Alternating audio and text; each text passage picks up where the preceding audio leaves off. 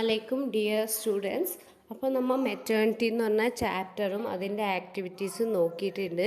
ഇനിയുള്ള പോർഷൻ എന്ന് പറഞ്ഞിട്ടുണ്ടെങ്കിൽ നമുക്ക് ലാംഗ്വേജ് ആക്ടിവിറ്റീസാണ് നോക്കേണ്ടത്. The first one, activity 1, read the following sentences from the story maternity. അപ്പോൾ താഴെ കുറച്ച് മെറ്റേണിറ്റിയിലെ സെൻറ്റൻസുകൾ കൊടുത്തിട്ടുണ്ട്. എന്തൊക്കെയാണ് നമുക്ക് നോക്കാം. Have പിറ്റി on this poor often and give him A little milk, he said in Greek. Come with me, said the Chinaman.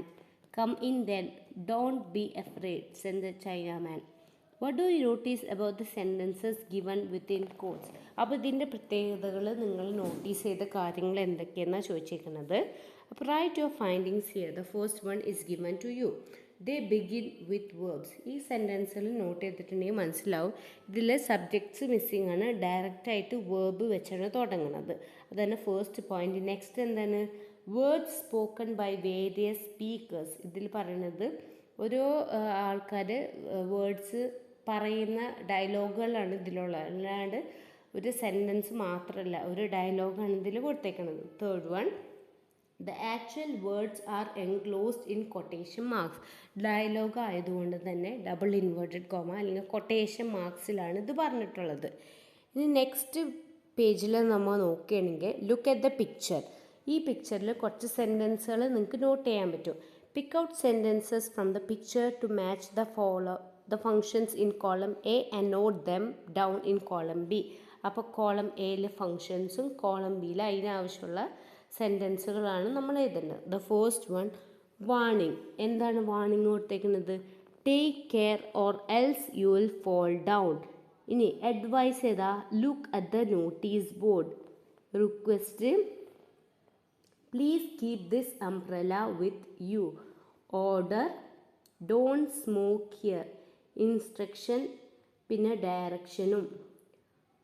Instruction എന്താണ്? Don't push me, be patient. In direction എന്താ കൊടുത്തേക്കുന്നത്? Take the first turning on the right. Next invitation. Invitation ഏതാണ്? How tired you look, come and have a coffee. Sign and notice. എന്താണ്? Look at the notice board. ഇതാണ് നമ്മുടെ ഓരോ ഫങ്ഷൻസും അതിന് equivalent ആയിട്ടുള്ള സെൻറ്റൻസുകളും. You might have noticed that the sentences in column B expresses surprise, request, suggestion, order, advice, prayer, wish, etcetera. അപ്പോൾ ഈ സെൻറ്റൻസുകളുടെ പ്രത്യേകതകൾ നേരത്തെ പറഞ്ഞതുപോലെ തന്നെ നമുക്ക് സബ്ജക്ട്സ് മിസ്സിംഗ് ആണ്. അപ്പോൾ അങ്ങനത്തെ സെൻറ്റൻസുകളിൽ നമ്മൾ such sentences are called imperative sentences. Imperative sentences എന്നാണ് പറയുക. ഇനി നെക്സ്റ്റ് പേജിലേക്ക് നോക്കാം. B, read the directions given below, form groups and leader will give these directions, write them out. അപ്പോൾ ഇംപെരറ്റീവ് സെൻറ്റൻസ് ഓർഡർ അല്ലെങ്കിൽ റിക്വസ്റ്റ് ഒക്കെ കൊടുക്കാൻ വേണ്ടി യൂസ് ചെയ്യുന്നതാണ്. അപ്പോൾ 8 പോയിൻറ്റ്സ് നിങ്ങൾ അതിൽ കൊടുത്തിട്ടുണ്ട്, അത് വായിച്ച് നോക്കാം. ഇനി സിയിൽ കൊടുത്തേക്കുന്നത് look at the posters given below and study the features. 3 posters കൊടുത്തിട്ടുണ്ട്. പോസ്റ്റേഴ്സ് ഉണ്ടാക്കാൻ നമുക്ക് ചെറിയ ക്ലാസ്സിൽ പഠിച്ചിട്ടുണ്ട്. എങ്ങനെയാണ് പോസ്റ്റേഴ്സ് ഉണ്ടാക്കുക? ഒരു സബ്ജക്റ്റിന് വേണ്ടി പോസ്റ്റ് ഉണ്ടാക്കുമ്പോൾ പറഞ്ഞാൽ അട്രാക്റ്റീവായിട്ട് ഉണ്ടാക്കണം. കുറച്ച് വേർഡിങ്സ് ഉണ്ടാകാൻ പാടുള്ളൂ. ഒരു പിക്ടോറിയൽ റെപ്രസെൻറ്റേഷൻ ഉണ്ടാകും. അങ്ങനെ പല കാര്യങ്ങൾ ശ്രദ്ധിക്കേണ്ടതാണ്. എന്തൊക്കെ ഉണ്ടാവാം? ഇനി ഫീച്ചേഴ്സ്, പോസ്റ്റേഴ്സ് എന്താ ഒരെണ്ണം നിങ്ങൾക്ക് വേണ്ടി തന്നിട്ടുണ്ട്. എന്തായിരിക്കണം? Catchy captions. നേരത്തെ പറഞ്ഞ പോലെ തന്നെ നമ്മൾ ഒരു പാരഗ്രാഫോ അല്ലെങ്കിൽ സെൻറ്റൻസ് ആയിട്ട് വലിച്ചു വാരി എഴുതാൻ പാടില്ല. ഭയങ്കര പ്രിസൈസായിട്ടും ഷോർട്ടായിട്ടും മാത്രം നമ്മൾ എഴുതാൻ പാടുള്ളൂ. അപ്പോൾ ക്യാച്ചി ക്യാപ്ഷൻസ് ആയിരിക്കണം. അതേപോലെ തന്നെ ക്ലാരിറ്റി ഓഫ് തോട്ട്. എന്താണ് നമ്മൾ എക്സ്പ്രസ് ചെയ്യാൻ ഉദ്ദേശിക്കുന്നത് അത് ക്ലിയർ ആയിട്ട് എക്സ്പ്രസ് ചെയ്യാൻ നമുക്ക് പറ്റണം ഒരു പോസ്റ്ററിൽ കൂടെ. ഇനി മൂന്നാമത്തെ point, brief to the point. നേരത്തെ പറഞ്ഞ പോലെ തന്നെ ഒരു പാരഗ്രാഫായിട്ടൊന്നും എഴുതാൻ പാടില്ല, കുറച്ച് വേർഡിങ്സ് മാത്രമേ ഉണ്ടാവുള്ളൂ. അപ്പോൾ എന്തായിരിക്കണം? ബ്രീഫ് ടു ദ പോയിന്റ് ആയിരിക്കണം. Next one, attractive to eye. ഇതിൽ പോസ്റ്റേഴ്സിൽ ഒരു പിക്ടോറിയൽ റെപ്രസെൻറ്റേഷൻ ഉള്ളതുകൊണ്ട് തന്നെ അത് അട്രാക്റ്റീവ് ആയിട്ടുണ്ടാവണം. അപ്പോൾ ഭംഗിയായിട്ട് വരക്കാൻ പറ്റണം. അതാണ് attractive I. Last one, give fine message. ഒരു എന്ത് മെസ്സേജാണ് നമ്മൾ കൺവേ ചെയ്യാൻ ഉദ്ദേശിക്കുന്നത് അത് കൃത്യമായിട്ട് അതിൽ കൺവേ ചെയ്യാൻ പറ്റണം. ഇനി നെക്സ്റ്റ് ഒരു നിങ്ങൾക്ക് ഡ്യൂട്ടി നിങ്ങൾക്ക് തന്നതെന്താണെന്ന് വെച്ചാൽ ഒരു പോസ്റ്റർ ക്രിയേറ്റ് ചെയ്യാൻ വേണ്ടിയിട്ടാണ്. അപ്പോൾ which creates an awareness among the inmates of the camp on health and hygiene to fight against epidemics. അങ്ങനത്തെ 2-3 പോസ്റ്റേഴ്സ് നിങ്ങൾക്ക് ഒറ്റയ്ക്ക് ക്രിയേറ്റ് ചെയ്യുന്നതാണ്. അതാണ് ഫസ്റ്റ് ആക്ടിവിറ്റി. ഇനി സെക്കൻഡ് ആക്ടിവിറ്റി എന്താണെന്ന് വെച്ച് കഴിഞ്ഞാൽ read the following sentences. He told her to sit on a straw mat. What do you think were the actual words of the Chinaman? Complete the following. The Chinaman said, dash എന്ന് പറഞ്ഞ് അത് നിങ്ങൾ fill ചെയ്യണം. What changes do you notice when someone's actual words are reported? Discuss and say whether the following sentences are true and false. ഇതൊരു grammatical പാർട്ടാണ്. നിങ്ങൾക്ക് explain ചെയ്ത് പറഞ്ഞു കഴിഞ്ഞാൽ മനസ്സിലാവും. ഫസ്റ്റ് നമ്മൾ 2 വ്യക്തികൾ തമ്മിൽ സംസാരിക്കുന്നതിനെയാണ് നമ്മൾ ഡയറക്റ്റ് സ്പീച്ച് എന്ന് പറയുക. ഇനി അത് ആ രണ്ടാമത്തെ വ്യക്തി വേറൊരാളോടത് പറയുകയാണെങ്കിൽ അതിനെയാണ് റിപ്പോർട്ടഡ് സ്പീച്ചായിട്ട് പറയുക. അപ്പോൾ ഡയറക്റ്റ് സ്പീച്ചിൽ നിന്ന് റിപ്പോർട്ടഡ് സ്പീച്ചിലേക്ക് നമ്മൾ വരുത്തുമ്പോൾ ഒരുപാട് ചേഞ്ചസ് വരുത്താനുണ്ട്. അതെന്തൊക്കെ ചേഞ്ചസ് ആണെന്ന് നമുക്ക് നോക്കാം. When a sentence is reported, there is always a change in order of words. എന്തായിരിക്കും? വേർഡ്സിൻ്റെ ഓർഡർ മാറാൻ സാധ്യതയുണ്ട്. അപ്പോൾ അതിനൊരു ടിക്ക് ഇടാം. ഇനി second one, it becomes more formal. അതും ടിക്ക് ഇടാം. Speech marks are not used. അപ്പോൾ നമ്മൾ ഡയറക്റ്റായിട്ട് പറയുമ്പോൾ ഒരു ക്വസ്റ്റ്യനോ അല്ലെങ്കിൽ എക്സ്ക്ലമേറ്ററി മാർക്കോ ഉണ്ടെങ്കിൽ അത് ഉപയോഗിക്കാൻ പാടില്ല എന്നാണ് നമ്മൾ പറയുന്നത്. അപ്പോൾ അത് ഫോൾസ് ആണ്. കാരണം അത് ഉപയോഗിക്കണം നമ്മൾ റിപ്പോർട്ട് ചെയ്യുമ്പോൾ. അത് ക്വസ്റ്റ്യൻ ആണെങ്കിൽ ക്വസ്റ്റ്യൻ മാർക്കും സർപ്രൈസ് ആണെങ്കിൽ എക്സ്ക്ലമേറ്ററി മാർക്കും യൂസ് ചെയ്യണം.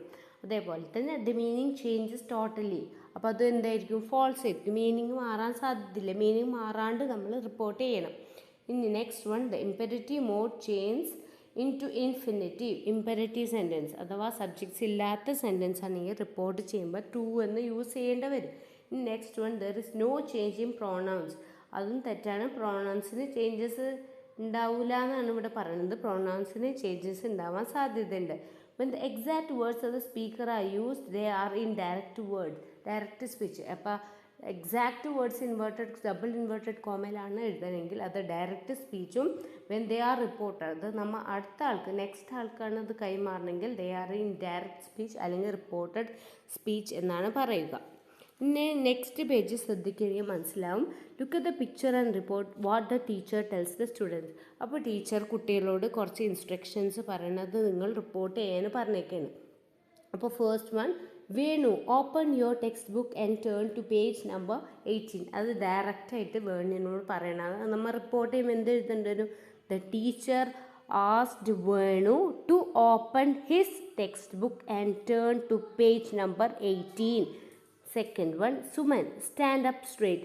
ഇതെന്തായിരിക്കും? അപ്പോൾ teacher asked Suman to stand up straight. Third one, give me the details Aisha. The teacher asked Aisha to give her the details.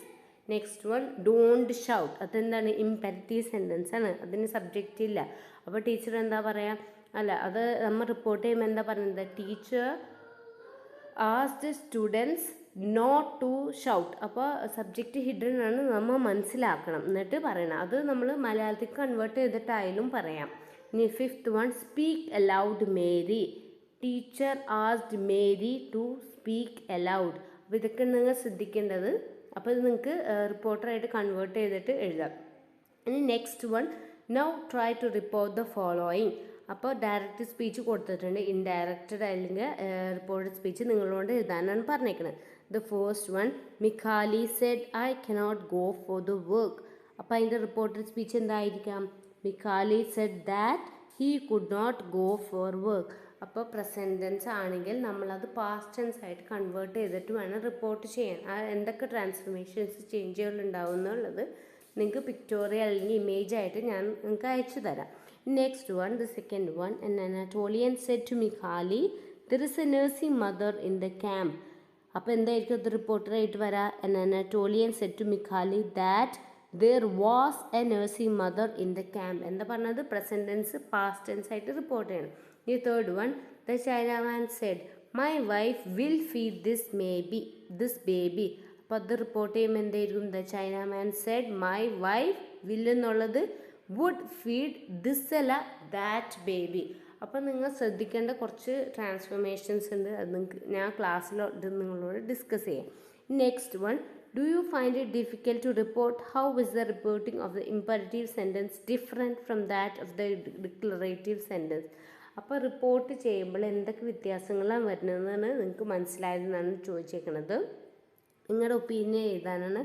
അപ്പോൾ കുറച്ച് പോയിന്റുകൾ, ഇമ്പെരറ്റീവ് സെൻറ്റൻസ് ആണെങ്കിൽ എന്ത് ഉപയോഗിക്കേണ്ടി വരും, റിപ്പോർട്ട് ചെയ്യുമ്പോൾ ടു എന്ന് പറഞ്ഞ വേർഡ് ഉപയോഗിക്കേണ്ടി വരും. അതേപോലെ തന്നെ അതിന് നമ്മൾ എന്തിനാണോ ആ ക്വസ്റ്റ്യൻസ് ആണോ ഓർഡറാണോ റിക്വസ്റ്റ് ആണോ അതിനനുസരിച്ച് ആസ്ക്ഡ് ഓർഡേർഡെന്നും റിക്വസ്റ്റഡ് എന്നൊക്കെ നമ്മൾ വേർഡ്സ് ആഡ് ചെയ്യേണ്ടി വരും. ഇനി ഫസ്റ്റ് ടു തേർഡ് പേഴ്സൺ ആയിട്ട് മാറും. ഫസ്റ്റ് പേഴ്സൺ നമ്മൾ ഡയറക്റ്റ് ആയിട്ട് സംസാരിക്കും, യു എന്നുള്ളതാണ് അല്ലെങ്കിൽ ഐ എന്നുള്ളതാണ് ഫസ്റ്റ് പേഴ്സൺ. അത് നമ്മൾ പ്രൊണൗണായിട്ട് ചേഞ്ച് ചെയ്യേണ്ടി വരും റിപ്പോർട്ട് സ്പീച്ച് ആകുമ്പോൾ. സെക്കൻഡ് പേഴ്സൺ ആണെങ്കിലും തേർഡ് പേഴ്സൺ ആയിട്ട് റിപ്പോർട്ട് ചെയ്യേണ്ടി വരും. അതേപോലെ ദിസ് ആണ്, സിംഗുലർ ആണെങ്കിൽ നമ്മൾ ദാറ്റ് ആയിട്ടും പ്ലൂറൽ ആയിട്ടുള്ള ദീസ് ആണെങ്കിൽ ദോസ് എന്ന് പറഞ്ഞ വേർഡുമാണ് റിപ്പോർട്ട് സ്പീച്ചിൽ ഉണ്ടാവേണ്ടത്. അപ്പോൾ ഈ ചേഞ്ചസ് പെട്ടെന്ന് നിങ്ങൾക്ക് മനസ്സിലാവില്ല, എക്സാമ്പിൾസ് കുറച്ച് ചെയ്ത് കഴിഞ്ഞാൽ മനസ്സിലാവും. ഇൻഷാ അല്ലാഹ് നമുക്ക് ക്ലാസ്സിൽ ഡിസ്കസ് ചെയ്യാം.